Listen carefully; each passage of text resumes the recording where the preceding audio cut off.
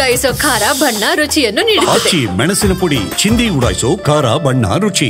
ನಿನ್ನೆ ಕೋವಿಡ್ ತಾಂತ್ರಿಕ ಸಲಹಾ ಸಮಿತಿ ಸಭೆ ಕೂಡ ನಡೆದಿದೆ. ಈ ಸಭೆಯಲ್ಲಿ ಕೋವಿಡ್ ಕೇಸಸ್ ಏರಿಕೆ ಬಗ್ಗೆನೂ ಕೂಡ ಚರ್ಚೆ ಆಗಿದೆ.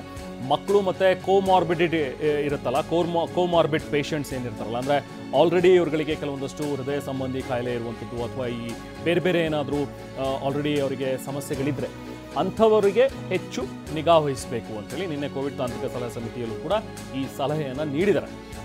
ಕೋವಿಡ್ ಕೇಸ್ ಏರಿಕೆ ಬಗ್ಗೆನೂ ಕೂಡ ಚರ್ಚೆ ಆಗಿದೆ.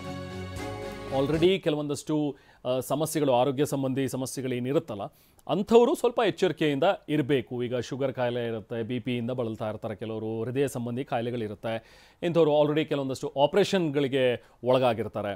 ಇಂಥವ್ರು ಒಂಚೂರು ಇವರೆಲ್ಲರೂ ಹೇಗೆ ಅಂದರೆ ಇನ್ಫೆಕ್ಷನ್ಗಳಿಗೆ ಪ್ರೋನ್ ಆಗಿಬಿಟ್ಟಿರುತ್ತೆ ಅವರ ಬಾಡಿ. ಅಂದರೆ ಸ್ವಲ್ಪ ಇನ್ಫೆಕ್ಷನ್ ಆದರೂ ಕೂಡ ಅದು ಜಾಸ್ತಿಯಾಗಿ ಅವರಿಗೆ ಎಫೆಕ್ಟ್ ಮಾಡುತ್ತೆ. ಸೊ ಹಾಗಾಗಿ ಅಂಥವ್ರು ಸ್ವಲ್ಪ ಎಚ್ಚರಿಕೆಯಿಂದ ಇರಿ ಅನ್ನುವಂಥದ್ರ ಬಗ್ಗೆ ಸೂಚನೆಗಳನ್ನು ಕೊಟ್ಟಿದ್ದಾರೆ.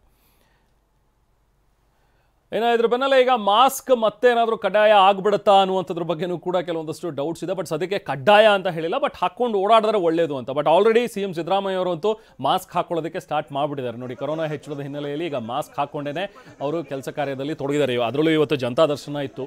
ಸೊ ಹೆಚ್ಚಿನ ಸಂಖ್ಯೆಯಲ್ಲಿ ಜನ ಬರ್ತಾರೆ, ಅವರನ್ನು ಮೀಟ್ ಮಾಡ್ತಾರೆ, ಕೈ ಮಿಲಾಯಿಸ್ತಾರೆ, ತುಂಬ ಹತ್ತಿರದಿಂದ ಮಾತಾಡ್ತಾರೆ. ಸೊ ಹಾಗೆ ಸ್ವಲ್ಪ ಎಚ್ಚರಿಕೆಯಿಂದ ಇರೋದು ಒಳ್ಳೆಯದು ಅಂಥೇಳಿ CM ಸಿದ್ದರಾಮಯ್ಯ ಇವತ್ತು ಆಲ್ರೆಡಿ ಮಾಸ್ಕನ್ನು ಧರಿಸಿದ್ದಾರೆ. ಮೈಸೂರಿನ CM ಮನೆಯ ಮುಂಭಾಗ ನಡೀತಾ ಇರುವಂಥ ಜನತಾ ದರ್ಶನ, CM ನಿವಾಸದ ಬಳಿ ಈಗಾಗಲೇ ಸಾಕಷ್ಟು ಸಂಖ್ಯೆಯಲ್ಲಿ ಜನ ಕೂಡ ಬಂದಿದ್ದಾರೆ. ಖುದ್ದಾಗಿ ತೆರಳಿ ಮನವಿಯನ್ನು ಸ್ವೀಕರಿಸ್ತಾ ಇದ್ದಾರೆ CM ಸಿದ್ದರಾಮಯ್ಯ. ಅಕ್ಕಪಕ್ಕದ ರಾಜ್ಯಗಳಲ್ಲಿ ಕೋವಿಡ್ ಕೂಡ ಹೆಚ್ಚಾಗ್ಬಿಟ್ಟಿದೆ. ಅದರಲ್ಲೂ ಕೇರಳದಲ್ಲಂತೂ ವಿಪರೀತವಾಗಿ ಜಾಸ್ತಿ ಆಗ್ತಾ ಇದೆ. ಆಂಧ್ರದಲ್ಲೂ ಮಾಸ್ಕನ್ನು ಕಡ್ಡಾಯ ಮಾಡಿಬಿಟ್ಟಿದ್ದಾರೆ. ಸೊ ಹಾಗಾಗಿ ಇನ್ನೂ ನಮ್ಮ ರಾಜ್ಯದಲ್ಲಿ 35 ಕೇಸ್ಗಳು ಮಾತ್ರ.